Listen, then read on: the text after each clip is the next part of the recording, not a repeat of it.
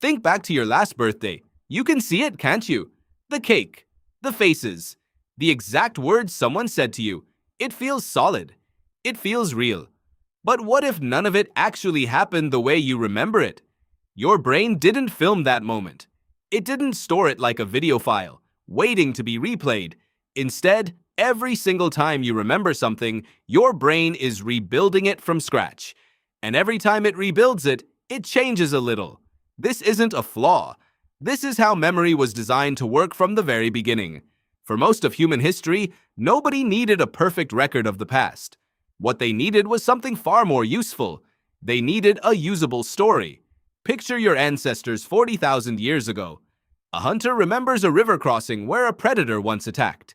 He doesn't need the exact temperature of the water that day, or what color the sky was, or what he was thinking 5 minutes before. He needs one thing only. Danger lives near that river. Avoid it, or approach with caution. That's not a recording, that's a lesson. And lessons are far more valuable than facts when your life depends on quick decisions. Psychologist Elizabeth Loftus spent decades studying exactly how flexible human memory really is.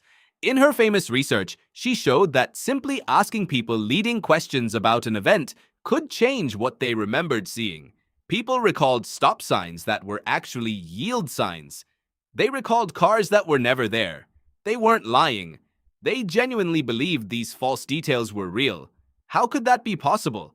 How can a memory just change? The answer lies in how memories are actually stored.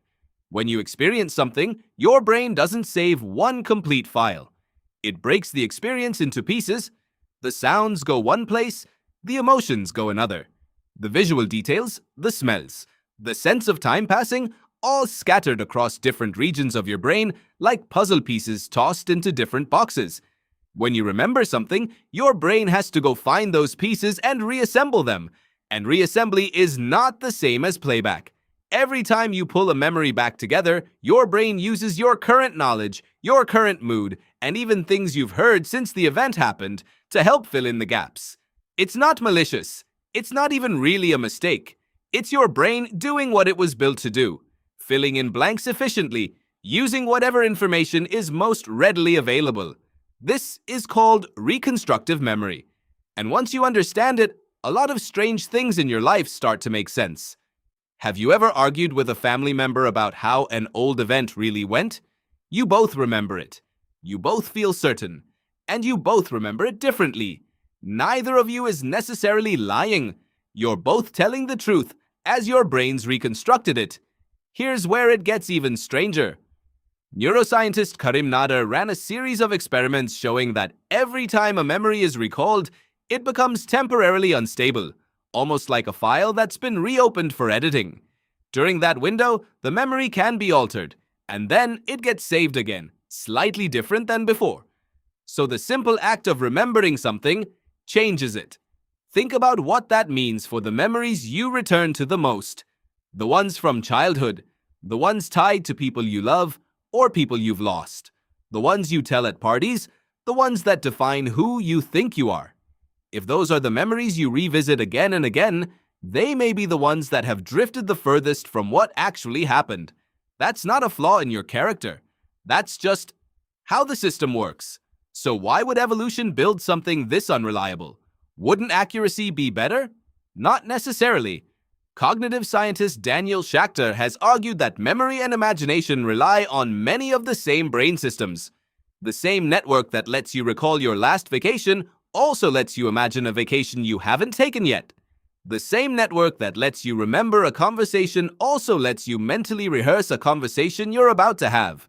In other words, memory isn't just a record of the past.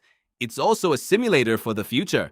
If your brain stored every memory as a rigid, unchangeable fact, you'd have a perfect archive. But you'd also have a much harder time imagining new situations, predicting outcomes, or learning from mistakes in a flexible way. A flexible memory system gave your ancestors something an accurate one couldn't. Adaptability. An animal that remembers exactly what a predator looked like, down to the last detail, but can't generalize that fear to a slightly different predator, is in trouble. An animal that can take the general shape of danger and apply it to new situations survives longer. You inherited that same flexible system. It just happens to run in a world that now demands far more precision than it was ever built for. Think about how often modern life asks you to be a perfect witness. Courtrooms ask eyewitnesses to recall exact details from years ago. Social media asks you to defend memories of conversations that happened in text, which can actually be checked.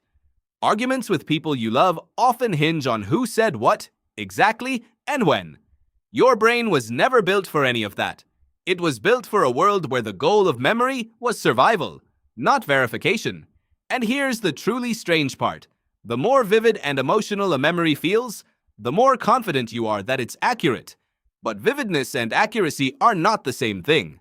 Some of the most emotionally intense memories people hold onto, memories they would swear on, have been shown through research to contain details that simply could not be true. Confidence is not evidence, it just feels like it is. So what do you do with this? Does it mean you can't trust anything you remember? Not exactly. It means your memories are less like photographs and more like stories that get retold. And every retelling shapes the next one. The goal isn't to distrust your memory. The goal is to hold it a little more loosely.